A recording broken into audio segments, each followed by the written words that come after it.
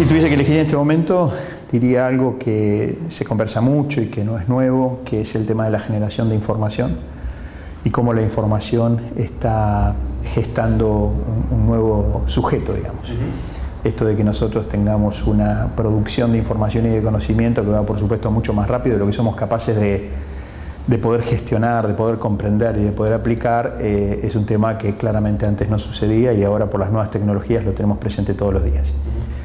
Como está citado en el libro, toda la información que se gestó en el año 2014 es la misma que se gestó desde el origen de los tiempos, digamos, hasta ese tiempo. Y en ese año se gestó y se pudo gestionar lo que se pudo gestionar cerca de 5 zettabytes, que es un 5 con 21 ceros al lado. Y entonces la exponencialidad de la generación de conocimiento es algo que impacta mucho, acompañado de las nuevas tecnologías, de los nuevos dispositivos tecnológicos donde los seres humanos estamos expuestos, y ese teléfono, esa notebook, esa tecnología que sirve mucho también está formateando un ser humano. Por un lado este tema. Y por el otro lado diría la educación. La educación que se enfrenta ante un siglo XXI que tiene una cantidad de demandas y de preguntas que la educación clásica no tiene las respuestas. Lo decimos en el libro también, ¿no? Este descalce entre organizaciones e instituciones con la mentalidad, el modelo del siglo XIX, docentes promedio del siglo XX y estudiantes de y en el siglo XXI. Este descalce es un tema propio de cambio de época que hay que prestarle muchísima atención.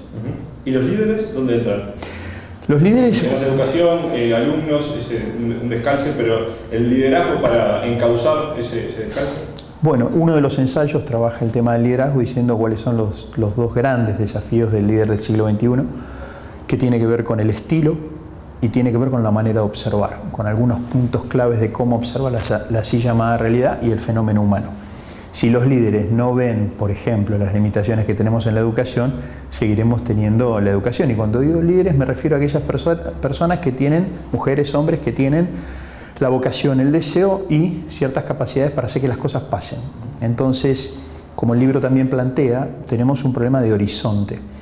Cuando pasamos de la Edad Media a la modernidad, no había problema de horizonte, porque estaba muy claro de que el horizonte que se planteaba era un horizonte de progreso, basado en la razón. Por supuesto que no anticiparon las sombras que iba a traer esto. Nosotros hoy tenemos una crisis de horizonte. Tenemos mucho coraje, pero el navegante en ese río que está allá afuera necesita coraje y necesita también horizonte. Sin coraje probablemente no sale a navegar. Y sin horizonte el riesgo que dé vuelta en círculos. Entonces los líderes estamos para poder acompañar la construcción de ese horizonte. Y de ahí en más que es un horizonte compartido. Por tanto, la participación de los líderes es clave. Y en la cosa pública, en el área pública, ¿hay líderes capacitados para salir de esta situación? Vos planteás un tejido desgarrado, una sociedad desgarrada. ¿Hay líderes capaces de sanar esta sociedad? Si hablamos de lo público, de lo político, me parece que menos de lo que necesitaríamos. Pero hay personas y líderes con una vocación de servicio, de realmente hacer que las cosas pasen para generar valor agregado para la sociedad y no para alimentar sus propias, digamos, necesidades, sus propios vientres desde el punto de vista del ego, de la proyección personal. Creo que lo hay, menos de lo que necesitamos, y la humanidad está dándonos menos líderes de los que necesitamos.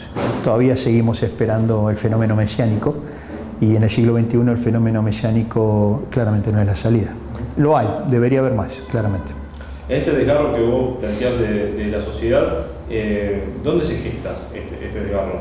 Yo me he desgarrado varias veces y uno se puede desgarrar o por no hacer un buen calentamiento o por fatiga, pero no es el caso de la sociedad argentina. Claro, bueno, en el ensayo que se llama Desgarro del tejido social uso el pensamiento metafórico.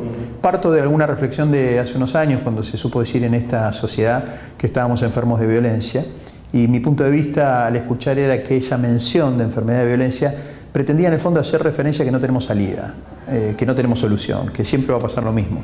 Entonces no entendía yo por qué usamos el término enfermedad cuando deberíamos usar el término estamos muertos, porque si estamos muertos no hay solución. Si hay enfermedad, existe como mínimo un umbral de posibilidad. Por eso yo migro a una idea de desgarro, y vos que te has desgarrado, y muchos nos hemos desgarrado, hay 3 tipos de desgarro. Un desgarro inicial, que es leve, cuando las fibras se resienten y vos sentís una molestia pero seguís jugando. Cuando seguís jugando probablemente llegues al desgarro número grado 2, que es cuando las fibras se separan y ya hay un hematoma, ya hay mucho más dolor. Y después tenemos el desgarro clase 3 o grado 3, que es cuando las fibras se cortan, entonces ahí ya la incapacidad es muy grande, la parte motriz es muy grande. El libro plantea en qué desgarro estamos de la sociedad, yo no doy esa respuesta, pero sí lo que hago es, después del pensamiento metafórico, proponer, así como se trata el desgarro físico, hay una gran similitud en por qué nos desgarramos físicamente de por qué nos desgarramos socialmente.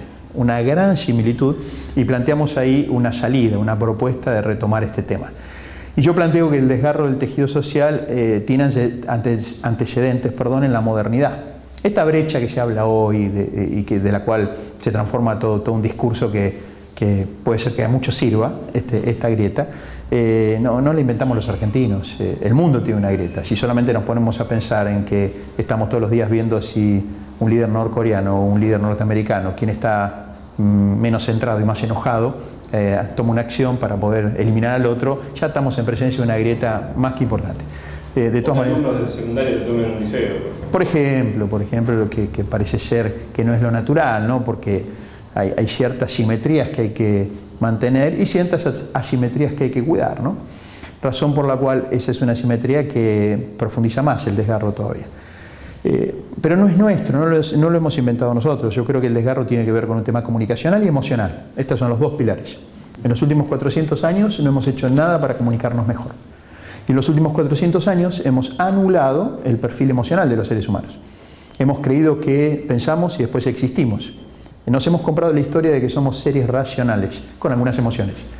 Y nos estamos dando cuenta ahora, gracias a un montón de cosas, pero los avances de las neurociencias es un gran aporte, de que parece ser que somos seres emocionales que pensamos. Entonces, trabajamos en el libro estas 2 cosas, estos 2 pilares, ¿no? Estas 2 cosas, la comunicación y la emocionalidad de la humanidad.